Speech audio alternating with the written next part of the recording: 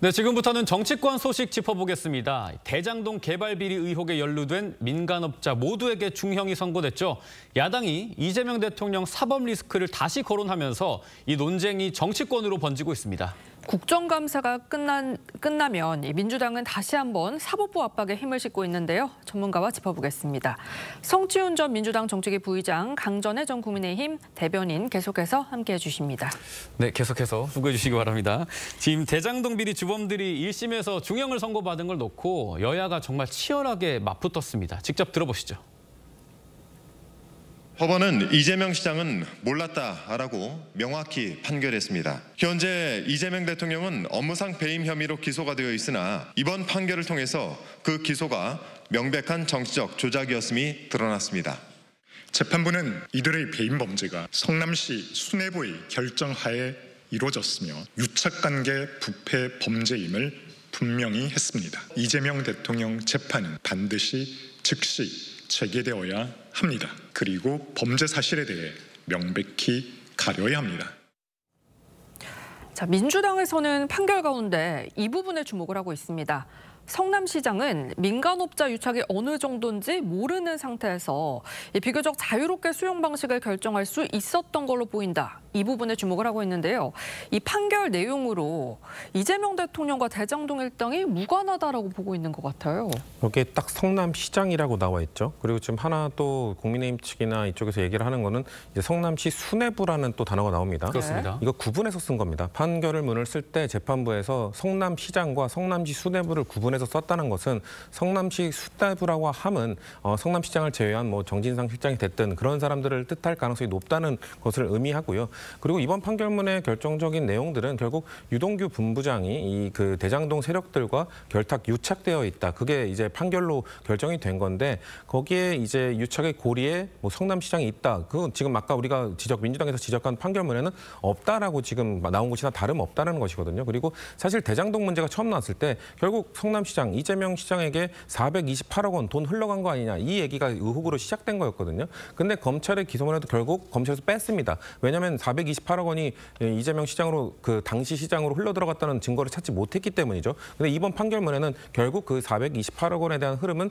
유동규 본부장에게 책임이 있다는 걸로 판결문이 나왔습니다. 그렇기 때문에 사실상 지금 5명의 중한 처벌을 받은 사람들이 대부분 보면 부당한 이득을 취득한 사람들이거든요. 결국 그 돈을 가져간 사람들, 그 부당한 이득을 취득한 사람들, 그 사람들에 대한 판결이 지금 내려진 것이기 때문에 이재명 당시 성남시장에게는 돈이 흘러가지 않았고 그리고 성남시장은 그 유동규 본부장과 그 세력들의 유착 관계도 잘 모르는 상태에서 선택을 했고 그렇기 때문에 사실상 책임을 면제해 준 것이다라고 저희는 해석을 하고 있는 겁니다. 부의장님이 수뇌부 얘기했으니까 그것도 한번 짚어보죠. 이게 재판부 설명 자료에 나온 내용인데 대장동 사업에서 성남시 수뇌부가 주요 결정을 했다라는 겁니다. 그러면 이 수뇌부가 누군지 이게 향후 재판에서 유무죄를 가릴 쟁점이 될 걸로 보이는데 일단 부의장님께서는 성남시장과 수뇌부는 구분해서 봐야 된다. 그러면은 수뇌부에 남은 사람은 뭐 정진상 실장, 김용 부원장 이렇게 있겠습니다만 지금 부의장님 의견처럼 성남시장과 수뇌부를 구분해서 봐야 된다. 이렇게 타당하게 보십니까? 그러니까 수뇌부라는 그 단어 자체에 성남시장을 포함하느냐 마느냐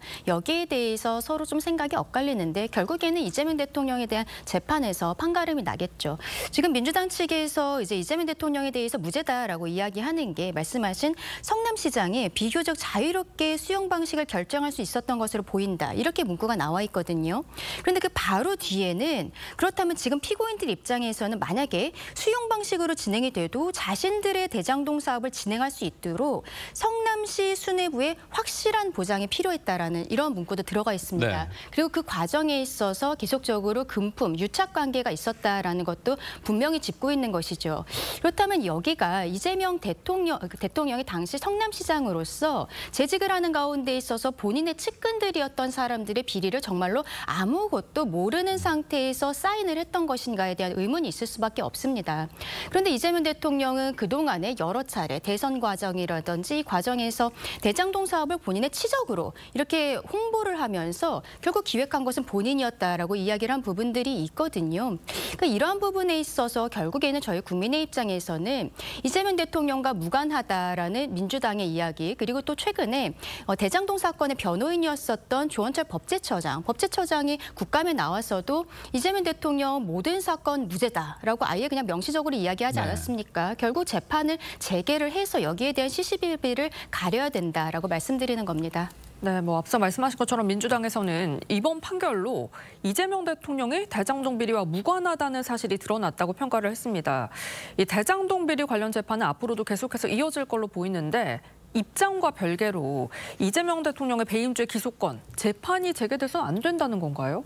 전 임기 이후에 필요하다면 재개가 되겠죠. 근데 이거에 대해서 계속해서 지금 국민의힘 측은 재판을 당장 재개하라라고 주장을 하고 있잖아요. 근데 재판이 중지된 게 우리가 이재명 대통령의 대선 과정 그 전부터 사실 이게 재개되느냐 아니냐, 중지되느냐 아니냐 이거 갖고 이 헌법 불소추 특권에 대한 해석을 놓고 많은 논란이 있지 않았습니까? 예. 네. 근데 결국 이재명 대통령이 당선된 이후에 무슨 이거를 민주당이 압박한 것도 아니고요. 조희대 대법원장이 압박한 것도 아니고요. 5개 관련 재판에서 각급 법원들이 각각 판단을 내린 겁니다. 각급 법원이 헌법 84조에 대한 해석을 이거를 재판을 중지시킨다고 해석을 내린 상황인데 그렇기 때문에 지금 이미 그 중지하기로 해석을 내린 상황 속에서 누군가의 각급 법원이 갑자기 재판을 재개한다? 국민적 혼란을 줄 수밖에 없다고 생각합니다. 그렇기 때문에 저는 이런 상황에서 계속해서 국민의힘이 재판 당장 재개하라고 말하는 거는 이건 사법부에 대한 압력이죠. 사법개혁과 관련된 민주당의 주장에 대해서 계속해서 국민의힘은 사법부에 대한 이런 압박 이런 거 하지 말라고 하지 않았습니까? 근데 본인들이 그 사법부가 자체적으로 판단한 이 재판 중지에 대해서 재개하라고 하고 있는 것 이거 자체도 압박 아닙니까? 본인들은 이 내로남불 행태를 보이면서 계속해서 민주당에 대해서만 지적을 하는 것 이건 잘못됐다고 생각을 하고요. 저는 중지된 재판이 이 헌법 84조에 의해서 이재명 대통령의 임기가 끝난 이후에 필요하다면 재개될 수 있다. 그렇게 해석하는 게 맞다고 생각합니다. 네, 우리가 말씀하시죠. 대선하는 날 우리 심층 여론조사를 했었거든요. 그러니까 대선 투표를 하고 나오는 분들에게 누구를 찍었습니까를 물어보고 그 다음에 만약에 이재명 후보가 대통령에 당선된다면 진행 중인 재판은 어떻게 해야 된다고 생각하십니까? 라고 했을 때 이재명 대통령을 찍었다라고 이야기했었던 분들보다 더 많은 분들이 60%가 넘는 국민들께서 재판은 계속돼야 된다라고 말씀을 하셨거든요. 그런데 결국에는 말씀하신 것처럼 각 재판부에서 기일을 추정해 놓은 상황입니다. 근데 이재명 대통령 스스로의 사법 리스크뿐만이 아니라 가까운 사람들이 계속적으로 유죄 판단을 받고 있다는 거예요. 그러면은 이것은 이 정부에 있어서도 굉장히 부담감이 갈 수밖에 없고 이재명 대통령 스스로가 피고인이기 때문에 이 재판부에 변론 재개 신청, 재판 재개 신청을 할 수가 있는 것입니다. 그리고 만약에 거기에 대해서 각 재판부가 아니다, 우리 재판부는 진행을 하지 않겠다고 결정을 하면 거기에 대해서 수용을 하면 되는 것입니다. 지금 민주당에서 저희가 걱정하는 것은 배임죄 폐지 논의도 본격적으로 이제 진행이 될 것이라고 생각을 하거든요. 네. 실질적인 4심제, 재판 소원이라든지 이런 것들도 국민들께서 보시기에는 결국에는 이재명 대통령을 무죄로 만들어주기 위해서 헌법재판소를 그 위에다가 놓고 그리고 배임죄 자체를 폐지를 하고 공직선거법에 대해서도 개정하겠다고 이야기하는 이런 부분들. 이게 국민들께서 더욱더 이재명 대통령이 유죄이기 때문에 이런 형태의 모습을 민주당에 보이는 것이 아니냐라고 생각을 하시는 거여서 이런 부분에 대해서 억울함이 있다면 스스로가 풀 수 있다라고 말씀을 드립니다.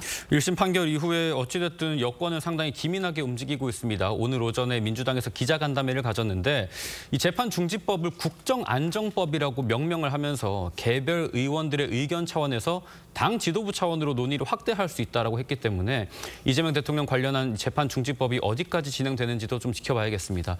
대장동 얘기를 좀 계속 이어가 보면 김용 전 민주연구원 부원장도 이 대장동 민간업자에게서 불법 대선 자금을 받은 혐의로 재판을 받고 있죠.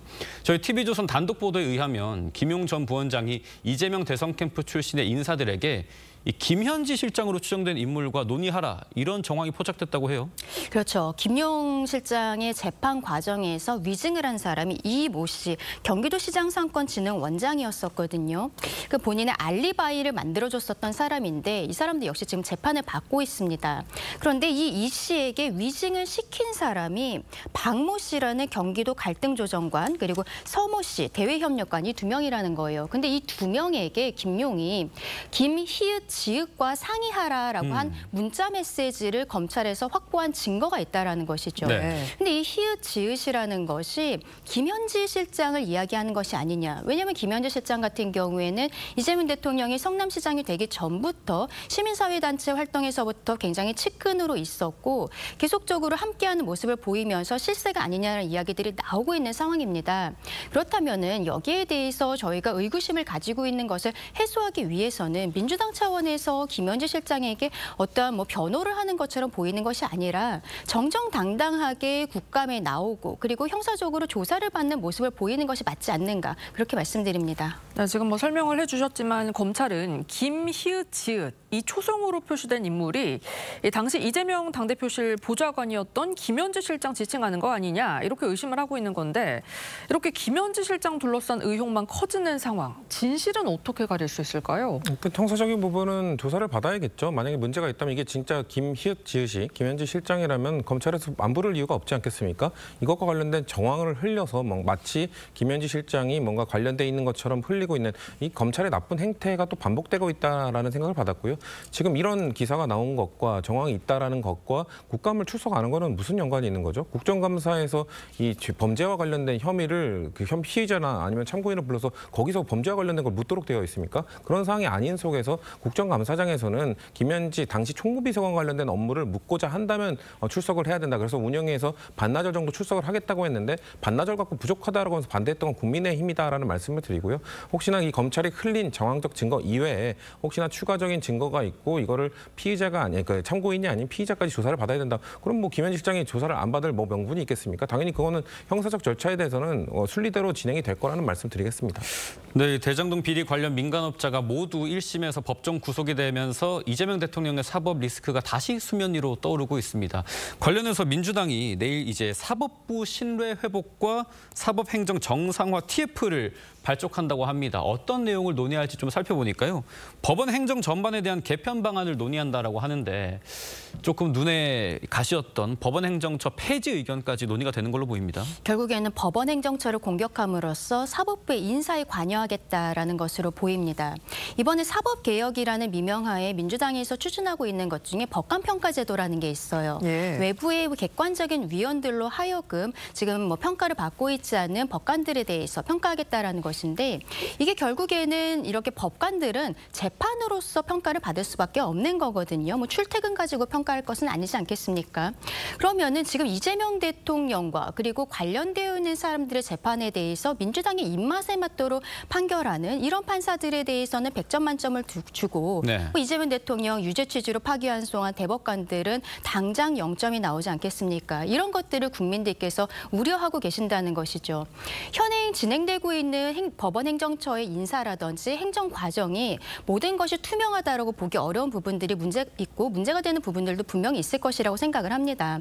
다만 여기에 대해서 지금 민주당이 시기적으로 이재명 대통령에 대한 재판 그리고 우리가 조금 아까 보았던 관련자들, 최측근들의 재판 이런 것들이 진행되고 있는 상황에서 계속적으로 사법부를 압박하는 모양새로서 강행을 하고 있는 것. 사법부와 지금 대화를 전혀 나누고 있지 않은 상황이잖아요. 이거는 대한민국의 상권 분립에 있어서도 중대한 침해 행위가 되고 있다라고 말씀드립니다. 네, 지금까지 정치권 쟁점 짚어봤습니다. 두 분 말씀 여기까지 듣겠습니다. 감사합니다.